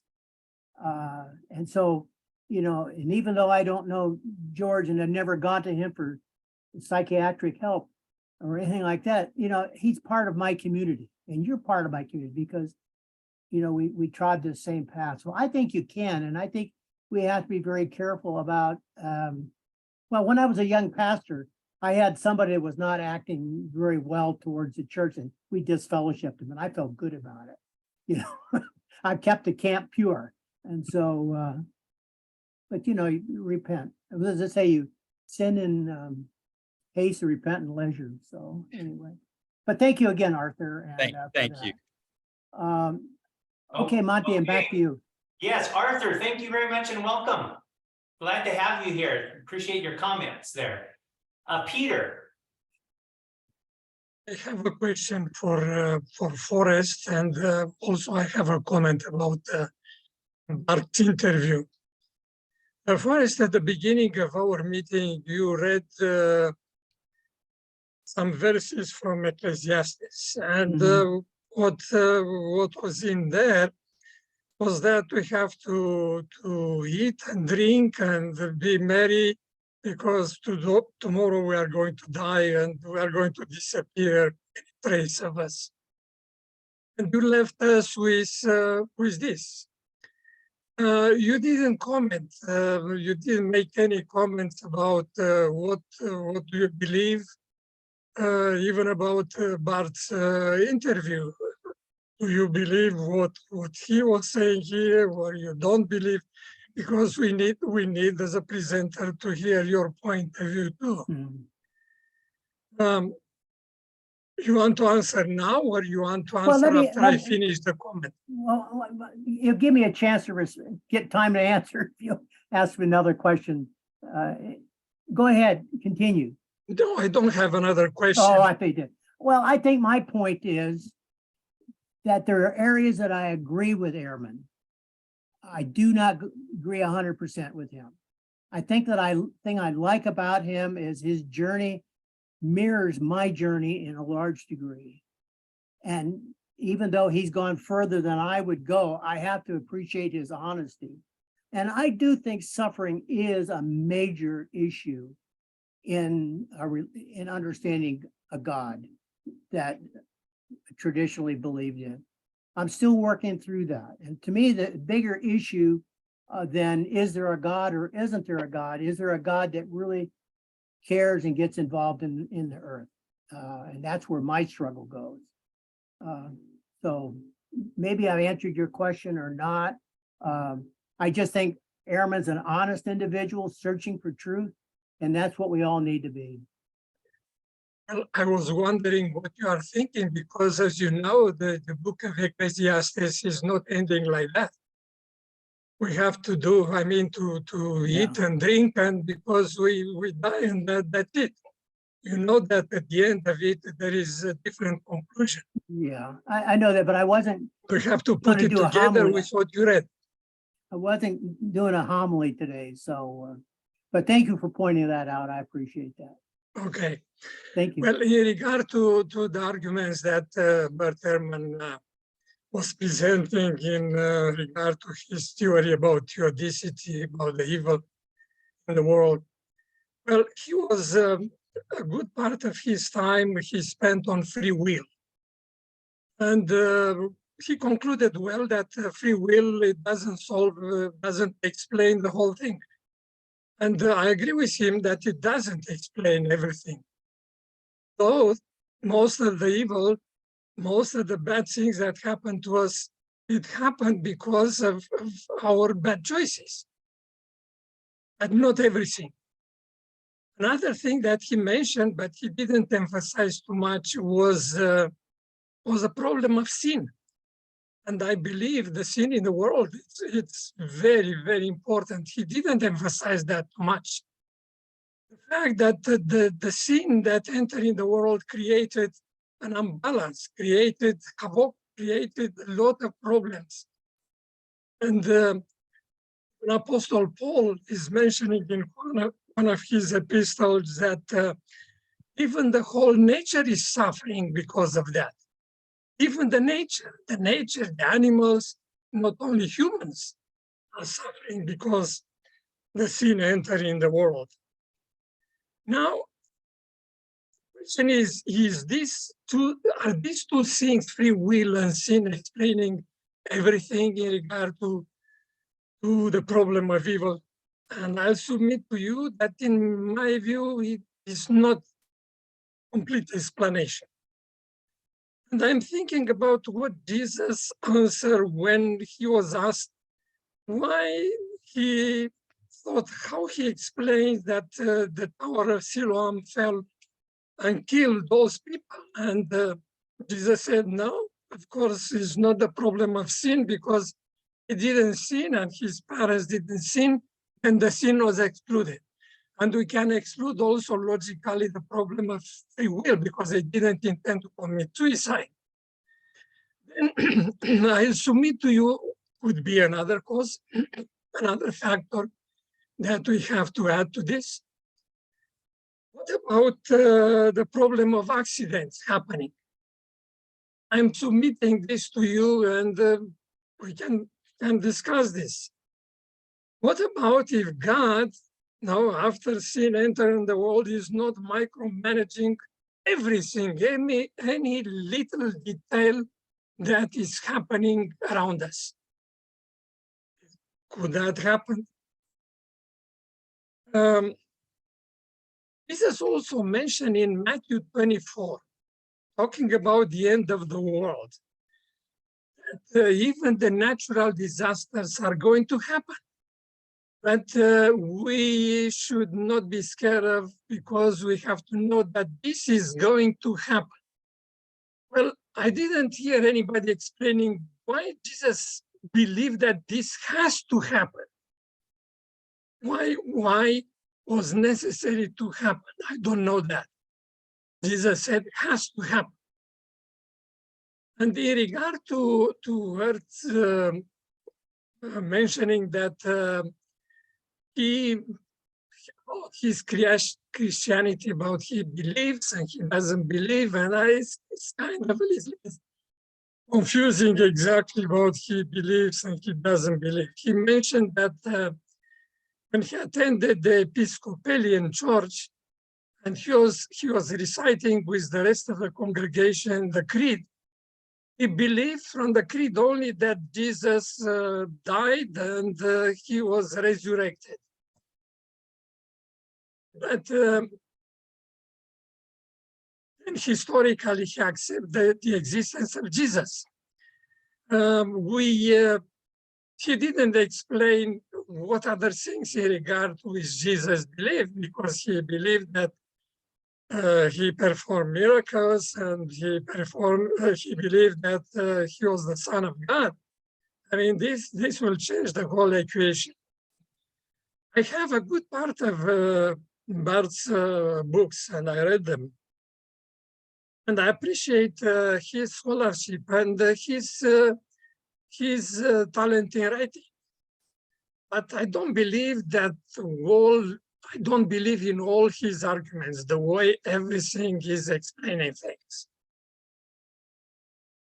Yeah, and I would concur with you. That's where I stand with him. He is a believer in the person of Jesus, that he existed. And he has got a lot of pushback against that from atheists. So he seems to be a person that is wrestling with issues of great importance, and that's what I like about him. Agree with him or not, but he raises good issues. And like you do, you raise good issues too, Peter, and I appreciate that. All right, Okay. thank you, Peter and Forrest. Simona. Wait a minute. Okay, Monty, I'm at the bewitching hour, so we'll take these two and that'll be it. All right, Simona and then Ron. Thank you. So I'm going to say something I'm sure going to come as a surprise to all of you. I'm a pragmatist. Okay. For Let me write me, that down, pragmatist. Okay. I am a pragmatist. I want to see what I can do. I'm not going to spend time on things that I frankly cannot understand. I don't think any of us can.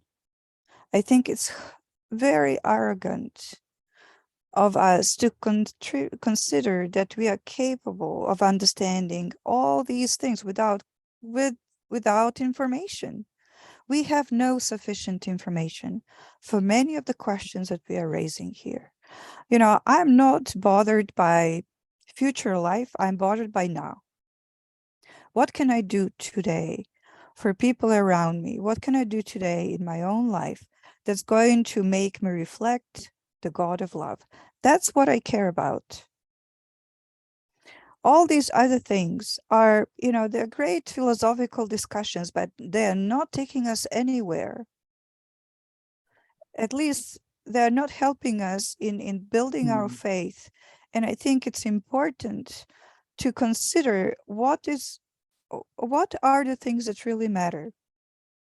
You know, there is that old maxim, the more I know, the more I'm aware of what I don't know. And I think we need to be a little bit humble in this respect. And secondly, I want to go back to what Arthur said. I've been thinking a lot lately about that story about sheep and goats. You know, it doesn't say because all of you who had been in church and all of you who had follow every word that I said, and all of you who were giving tithes and offerings and all of you. No, it talks about very practical, you know, approach to life. Did you care about those who needed care? So if we are talking about our standards, what are the correct standards? Is our standard, oh, well, you know, is this going to be all right with this person or that person? Or is our approach to life that, you know, we are here to reflect the character of God, and God is love, end of story. So if we don't reflect that character, maybe we should start from us, from ourselves, from our own actions, from our own view, how we work with the world around us. Start there. And I think lots of other things will fall in place. Okay, thank you, Simone. And I agree with you. That it's important for us to take a role and be proactive and do something. And I agree with that 100%. So thank you very much for sharing that with us. Rod.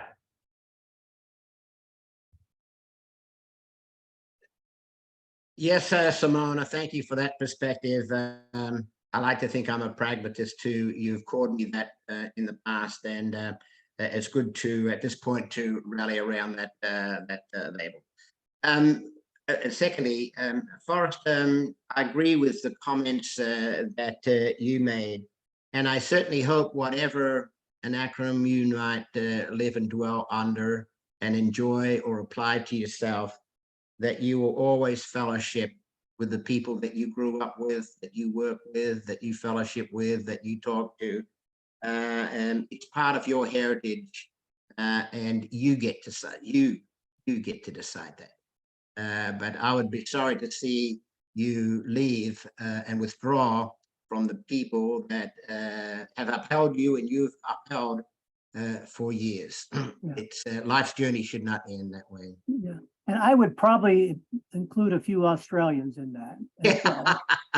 Well, thank you. Thank you, Forrest. We'll have to work on that. I think the second thing I would add, and certainly consistent with talks that I've had with David, is when I want George to understand this, that when I use the SDA title, I want to be clear that I will never be a fundamentalist SDA. I'm a Rodney Corker SDA, still defining what parts of that I embrace. But like David, I will have fewer doctrinal beliefs rather than more doctrinal beliefs. David reminded us a few weeks ago, we never took an oath when we got baptized, and I certainly didn't take an oath or get baptized into 28 beliefs. And I'm operating on about 3 or 4 doctrinal beliefs and a couple of other beliefs, and I find that quite adequate. but no one, as David said, no one will take from me or decide when I'm not a Seventh-day Adventist, or I can stop using that title, or I'm not allowed, I'm just allowed to use that title. That's for me to decide, nobody else. A couple of comments for Arthur, and we've often talked in this class that context is very important. Now, I want to quickly just point out, he's just raised one of these very bewildering issues with the people of Gad, what David was doing to kill the people of Gad. I just want to point out that at that time in history, the people of Gad were the Philistines. The Philistines were the vicious sea people. These people came from the Mediterranean islands by boat, and they raided all up and down the coast. And they not just took and stole stuff, they killed women and children and burnt everything that was left behind, including crops that they would not use. So they were the cur of the Eastern Mediterranean. And they tried to settle down in Egypt. Egypt wanted to kill them all, men, women, and children, and drove them out of there. And they finally settled around what is now the Gaza Strip area. But they were a very, very vicious people. And so Yahweh in his time did command that these people be killed, men, women, and children, and that scourge across Israel should go further north than what the Israel people ever took, up through Lebanon. To me, it is necessarily one of the mysteries why God felt the need to do that. He wanted to plant, I believe he wanted to plant a people, a prototype people, without getting into too much more detail, and that has played out. But we should never forget that the people that David was killing were a very vicious people, and he was instructed to do what he did. It mightn't be satisfactory, but it is perspective. Okay, thank you very much, Rodney, and I appreciate your perspective. I struggle with it, but hey, that's okay. You know, the same way with the genocides in Canaan by the invading Israelite army. So, but and that old world at that time was full of genocides, which I can't think my way through. But that's the context of the time. Yep. Okay. Well, thank you very much. Well, I think Monty, can I end it now, or you, Forrest? It's back to you. All right. I just want to say thank you again for the discussion that we've had. I am not saying that Bart Ehrman has all the answers. I think he has a good answer, and I like his honesty, his approach to things, wants to look it over. As I said, he's not a believer in the traditional sense, but he has many friends who are believers. His spouse is a believer, and he has a very high view of the Bible, not holy writ, but still very good. And so I like that. And the other is, I just want to respond to several here. I think it'd be George and Arthur and Rod, myself. You know, you can be an Adventist and not hold all 28 views. Now, I want to be careful of that, but at the same time, I think a person could be an Adventist and worship or involve themselves in an Adventist context that is very helpful. We need to be somewhere, and I have more in common with my Adventist colleagues than I do some of my other colleagues. So let's remember that we're here to support one another, and that even though we don't agree with everything that happens in the church, we can still support it. I still think the Adventist system is a good system. You know, they tell me Adventists, especially in the blue zone here, live 7 to 8 years longer. And so let's do it. So anyway, I'd like to end again with prayer. Father, we just thank you for this opportunity, for this class, and be with each member of the class, and be with their struggles, and be with their commitment to truth. and to others around them. We pray in your name. Amen. Okay, I am done. I'm going to